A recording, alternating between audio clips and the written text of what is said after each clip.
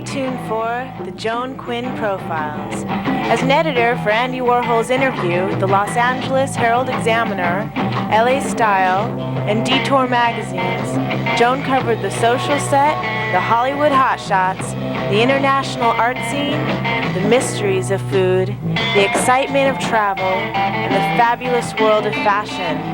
Joan continues to find creative people on the cutting edge who make things happen. Here's Joan Agajanian Quinn. Hi, I'm Joan Quinn, and welcome to the Joan Quinn Profiles. Waiting to be profiled is Ruth O'Lafsdottir and director Dan Oliverio. Actress Ruth O'Lafsdottir was born and raised in Iceland. She went to study with Max Reinhardt in Vienna, and while in Austria, appeared on the stage and in TV shows. When she moved to Germany, she had followed this really hard path and went to the theaters in Munich, Berlin, and Hamburg. I know it was a really special theaters that you were in, and I can't pronounce them, so I'm going to ask you about them. But you were doing a lot of TV at the same time. So when you were in where, Munich, Residenztheater. See, I can't say it. What was that like? Okay, it's basically the Bavarian National Theater. It's a huge theater company with funding from everywhere, and they put on tons and tons of plays. It's a repertory company, so we had a different play every night, and I was there for 2 years. Oh, you were? How did you get in? Well, I auditioned, You auditioned? I auditioned, and I got in, and I got to play lots of, wonderful parts, and work with awesome people, actors and directors. And then in Berlin? And in Berlin, I got to work with Peter Zadek, who was, at the time and still is, one of the most sought-after directors in theater. I mean, every actor would do anything to be in one of his productions. He's one of the most innovative and creative and controversial and exciting people to work with. What was that theater called? Freie Volksbühne. I knew I couldn't say in Berlin, that. in former West Berlin. Yeah. And then in Hamburg? In Hamburg, actually, I went to Hamburg with that play. Oh. So we moved around a lot with that production. It was, I saw a lot of Germany doing that. Yeah. Did you learn all these basics when you were in Austria? Yeah, I went to drama school in Vienna, and we learned everything, fencing and everything that's needed for the stage. It's a Did very. you learn to sing? Yeah. You did everything. You did everything. Everything. Which is, I guess, what you think that more the Russian training would be. I guess it's Austrian, obviously. It's very traditional. Yeah, we do the stage dancing, special dancing for stage, and like fencing for stage and fighting for stage. But all basically for stage, not even thinking about film. Well, there is some, but the school at the time was really mostly based in this traditional theater and the world of theater. And Max Reinhardt was the theater person. He came to California. I know. And, So did you actually study with him? No. It was his school. It's his school. Yeah, it was way later. My grandmother studied with him. Is that right? Yeah. So he started what, in the 20s? Probably? Yeah. As a Yeah. Oh, I see. But they carried on the same tradition. Yeah. And then your big break came when you were directed by Ingmar Bergman. I know. What was that? Tell us about that. Because here's a big break. No, I know. It was a big break. And when I was little, I had a few dreams. I want to work with Ingmar Bergman was one of them. You did? And I did. Were you always wanting to be an actress then? No, I don't think so. Well, I started reading plays in high school, and we would read out loud in class. And I got very involved with the characters and with the stories that the plays were telling. So I got, very emotionally connected, and that's when I thought maybe that's what I should do, something like that. Oh. And I was not really encouraged to, become a bohemian, But you are, aren't you? Yeah. Yeah, it was hard, obviously it's a hard life. So how was Bergman? Well, everyone was afraid of him because he's very no bullshit. He knows what he wants, and he'll call you on your shit if you know. Can I say those words? No, but I'm sorry. Go ahead. But with me, it was very simple and kind and quiet and peaceful, and we had a great rapport. He didn't say a whole lot. He talked to the camera and the lights. Was he old? And said, "Okay, do what you're doing." He was By older. that time, was he older or old? Well, he was. I was 21, so to me he was ancient. Yeah. But he was maybe 60 or I don't know. Oh. I have no Yeah, clue. probably. Yeah. So I really enjoyed that. Did that actually give you a ticket to go to other films? Not really.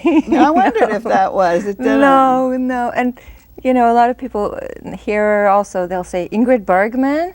Oh, I say, Ingrid? no, Ingmar. Oh yeah. No. It didn't. No. But actually, that was your first big break. I think I would say your second big break was being with Peter Zadek. Yeah, I think it was too. Yeah, I mean, it was an incredible experience, and that was, a goal that a lot of my peers had, to work with someone like that. What were the differences when you were in the different theater companies? Could you see visible differences in the way they approached acting? Every actor had a different approach, really, and I became interested in working. I became a fan of American actors, watching American movies. Oh, that's what it was. So I was interested in Lee Strasberg and method and what are they doing differently. I see. And so there were some actors that were like, yeah, let's learn all the American stuff, and then there were actors who said, no, we're comfortable doing what we're doing, and you all had your own kind of style. Yeah. So you were really very successful in Europe, but then you decided to leave Europe and come to America. Yeah, well, Why did you do that? Well, it's really not something I decided. I worked a lot, and then I needed a break. And I always wanted to spend time here in this world, in this other world. Which was a film world to you? No, it was just another world to me. It just wasn't a film. Yeah, no. And I never planned to stay. I planned to go back home, and then after a while I was more and more feeling like, why would I go back? I really like this here, and I want to explore. So I stayed, much to the shock of everyone. But you stayed and you started directing. Yeah, I started. And you were award-winning director. Yeah, well, nominated. Nominated, but that's okay. It's an award-winning to me. Yeah, no, for me it was a big thing. And teaching and directing I really love. But you came to directing by not coming to directing. I mean, you weren't a director. That's right, yeah. That's right. I was asked to direct. People asked me Was it easy for you? Yeah, it happened like this. Oh, it was. I thought, oh my God, how am I going to do this? And then every day it just came. But then did you remember the things, the way you had been taught, the way you had been directed? I know. And I always tell everyone who I teach or work with that I'm trying not to do any of the horrible things that were done to me. That's my mission. It a different way. That's my mission. Yeah, it's basically my mission in life anyway. So to do the best I possibly can, the most helpful and the most, Do you want to continue directing? I think I would like to. You like that? Because that's a great thing to do. Well, in 2004, there were so many films that were up for foreign film. The film that you were in, Cold Light, which is the poster behind you. How do you say it? Kaltelios. Was up for was nominated for a foreign film. And how did you get that job? It was made in Iceland, I guess, and you were living here. Right. Well, the director of this film worked with me once before, and that film was also up for nomination for several years ago, 96. Oh. Called Tears of Stone, and he knew me. Oh, that was a great movie. Yeah. I think so. And so he wanted to work with me again. And when this project came about, he had actually hired someone else who somehow couldn't make it. There was a conflict with time and various other things. And he called me and said, Ruth, what are you doing next week? How great. Yeah. And that was it? Does you speak English in the film, but everyone else speaks Icelandic? Yeah, I'm the foreigner in the film. And does he direct in Icelandic? Both. Oh, but you understand it anyway, so that wasn't a problem. No. What did you bring to this film as the outsider? Because you're in an art class with or teaching an art class with natives, and you have to break into it. Well, it's my life story, you know. Oh, I'm the outsider everywhere I go. You know, because when I lived in Central Europe, I was the one from Iceland. When I'm in Iceland, I'm the one who moved away. When I'm here, I'm the foreigner. When I go back, I'm the one who lives in. I see. So I'm always. It was sad. It can be sad. Yeah. But so you felt like the outsider, so that was a perfect role for you. Yeah. What did you bring out in him? It was so stern.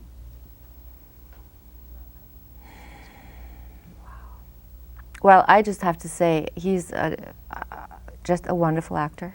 What's his name? Ingvar. Ingvar Sigurdsson. And it was so wonderful working with him because, of course, what we don't see on the screen is what happens, you know, between takes, where he's the best colleague, the most supportive person to be with. Shooting, some of the scenes were hard to do, a lot of nude scenes, a whole day nude on the set. And he was so just wonderful to be around, you know, to share that with, and just comfortable and kind, and, you know. Did you know him He's a before? great guy.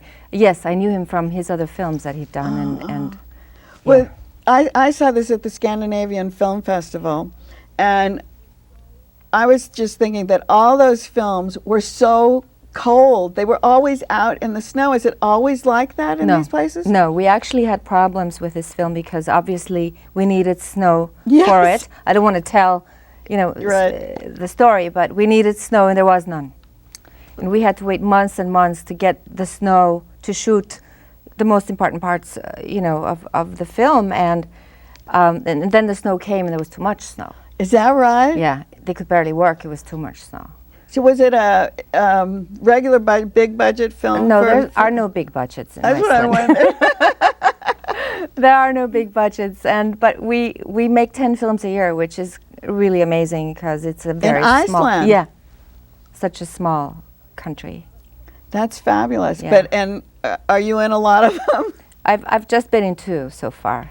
So yeah. So, are you actually going to star in American films now instead of European films? Well, you know, I've been in American films, in independent films, low budget, no budget, you know, productions. And which you know how to do. Yeah, and so far, and a little bit of television here and there.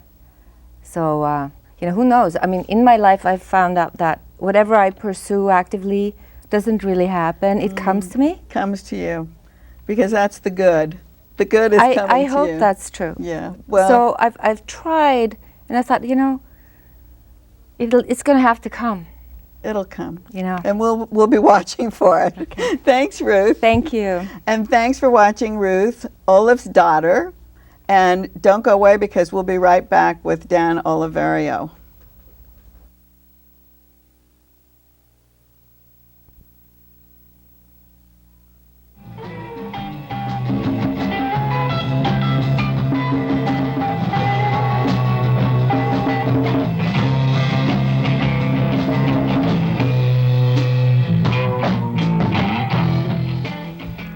Hi, I'm Joan Quinn, and welcome back to the Joan Quinn Profiles. I'm here with native Californian Dan Oliverio, who's been directing and producing new plays as well as the classics for more than 20 years.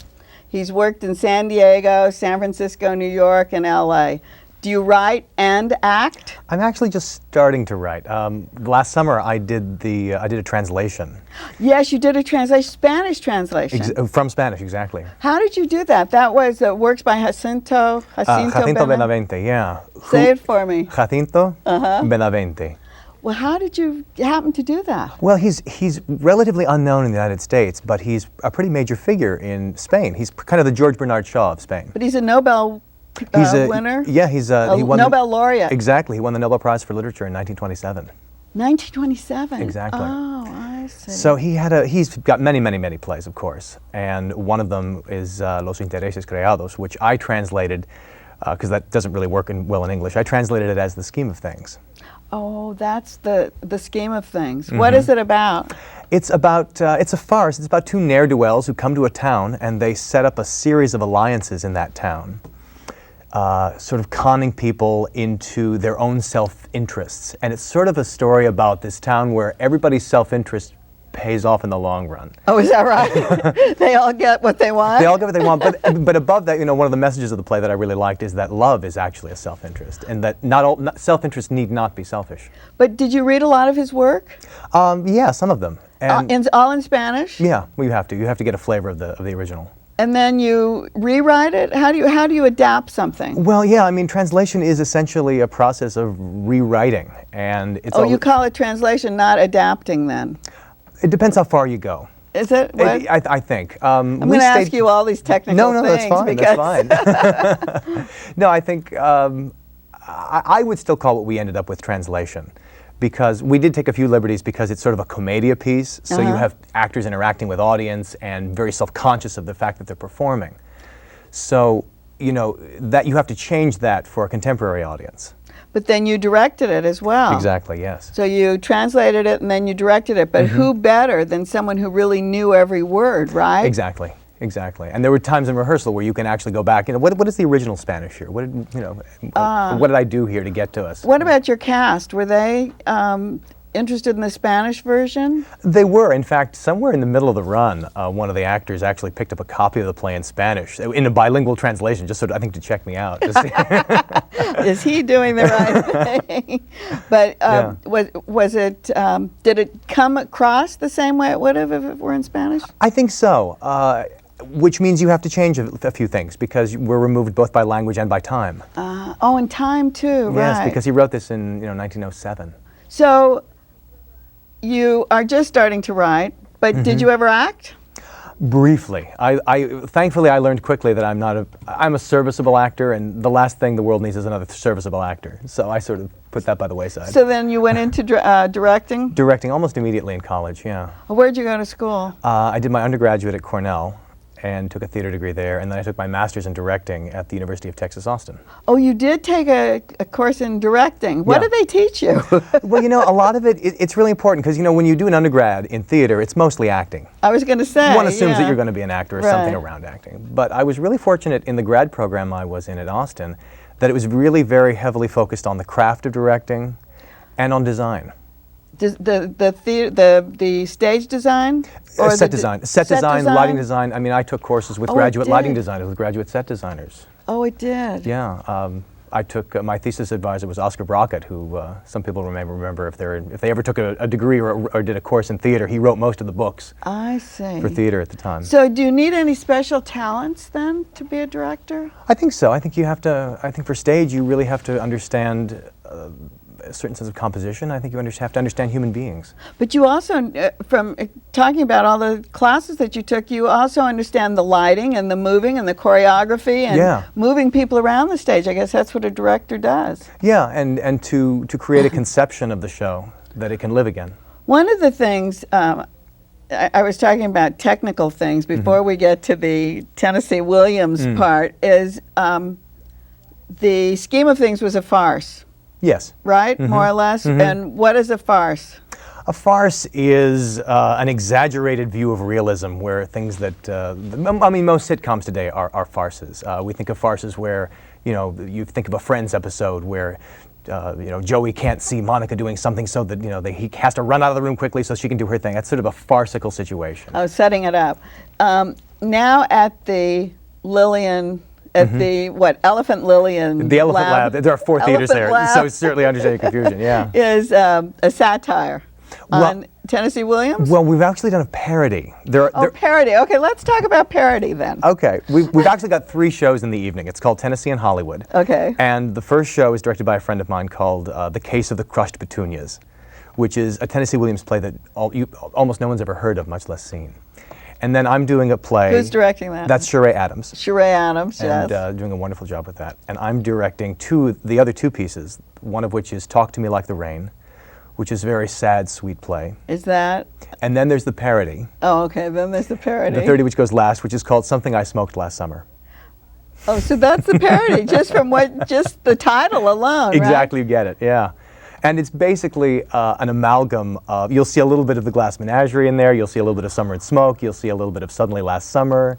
But you didn't write it. No, I didn't write it. Anna Baum wrote it. I see. Oh, somebody else wrote it and wrote all of the little things that Tennessee had written? Or put pieces together? Yeah, she sort of put together these characters that come from disparate Tennessee Williams plays. It's a 4-character piece. And yeah, it's really funny. Well, we know Tennessee Williams so much from his movies and his plays, and he's a Pulitzer Prize winner. And Twice over. And here you have this spoof that Anna Baum has written. How can she take the liberty to do something like this? Well, because I think he's such a part of our theatrical culture. I mean, who doesn't know the Glass Menagerie? Who doesn't know? That's what I mean. But to have the gumption or the confidence to be able to do it. Well, I think it's sort of an homage, you know. In a way, but maybe you look at things different ways. That's true. Yeah, I mean, many stars when somebody does a parody of somebody on Saturday Night Live, usually the star is very flattered that somebody would think to do a parody of them. Right.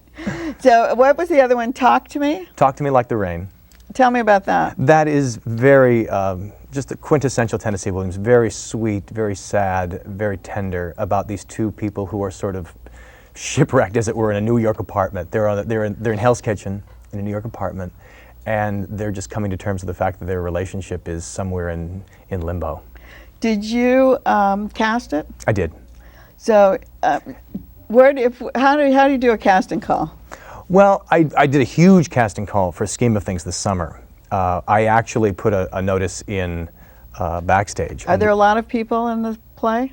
In the Tennessee Williams, in the scheme? The Scheme of Things, there were 12 actors. Oh, so you had and to we have got one. 500 submissions. Wow. I auditioned 100 actors. We did callbacks with about 35 to cast 12 roles. Wow.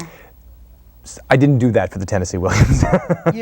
Because did you know what you were looking for? Exactly. In fact, one of the lead in the Scheme of Things is in all 3 of the Tennessee Williams pieces, or the 2 Tennessee Williams and the parody. So I used a lot of actors that I've worked with before. So we talked about farce. We talked about Parody, satire. yeah. We talked about parody.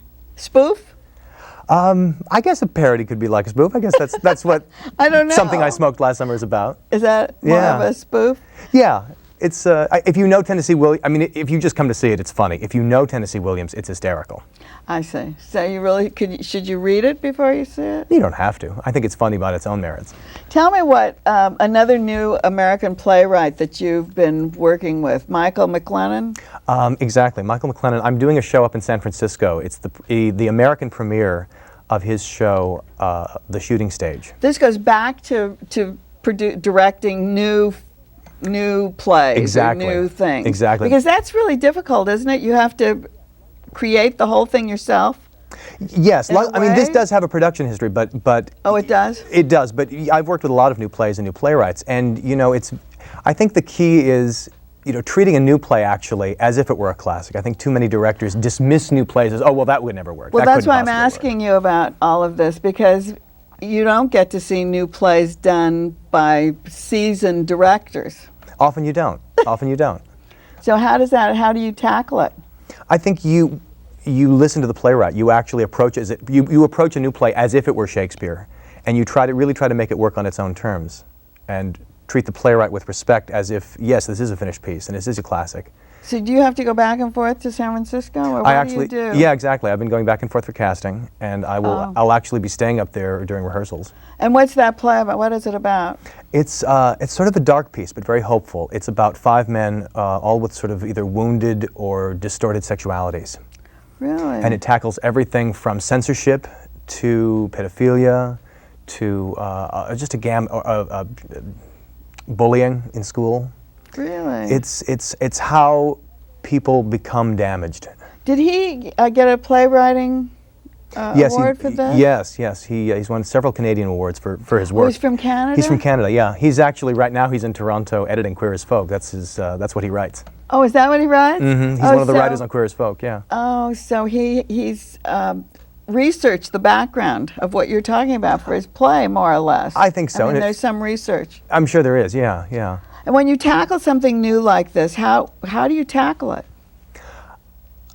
I tackle it by starting with the text. I always look for what's going on between the characters in the text, and all you have really when you open a play up is what they say to each other, and occasionally where they stand and how they relate to each other physically in stage directions. And from that, Are there a lot of stage directions? there can be. There can be, and for some playwrights that's more important than for others. So that's what. So do you have a lot of stage directions on this? For Michael's play, yes, actually. Oh, you do. So then, do Yeah. you follow them precisely, or what do you do? I do, because they're there for a reason. Good writers put in what you need. They tell you what you need to know. And if you listen to writers that way, it really makes I've worked with when I first started directing, I worked with a wonderful writer named Jennifer Maisel. And the thing I learned from working with her is she's so good, and the best advice I ever gave myself was stay out of the woman's way. If you just direct what she wrote, you come out so far ahead. And I've taken that to all new plays. And not that all new plays are brilliant, but if you start with that assumption, you're so far ahead of the game. So that's the hardest part, is like to want to take over and make it yours, isn't it? I think, yeah, and to step back and to allow the author their voice, because they're never going to get another first production. There's only one first production. I see. That's the main point, and that's why. Yeah. Is that why you're so interested in new plays? Exactly, and hearing new voices and hearing the same stories told in different ways and more interesting ways for our time. You do direct the classics as well. I do. Which one's easier for you? I suppose, being an academician at heart, I do tend to love wallowing in the text of Shakespeare or Chekhov, you do? or translation. Having these fights with myself about how accurate do I want to be versus what's going to work and play more fun on stage. Do? Oh, I do. So I guess that tells us what we want to know. Right. So have you directed in New York? I have. I had a company there called the Antrobus Group. Oh, that's what you're the artistic director of that. Exactly. So we did many shows there in and around little theaters in New York. And then we found that most of the company was gradually transplanting themselves to Los Angeles. Oh, so you brought the group here? More or less, yeah. Oh, that's great. Thank you, Dan, for being with us today. You're so welcome. And thank you for watching the Joan Quinn Profiles. Keep writing to 777 South Figueroa, Los Angeles 90017, 44th floor. Bye.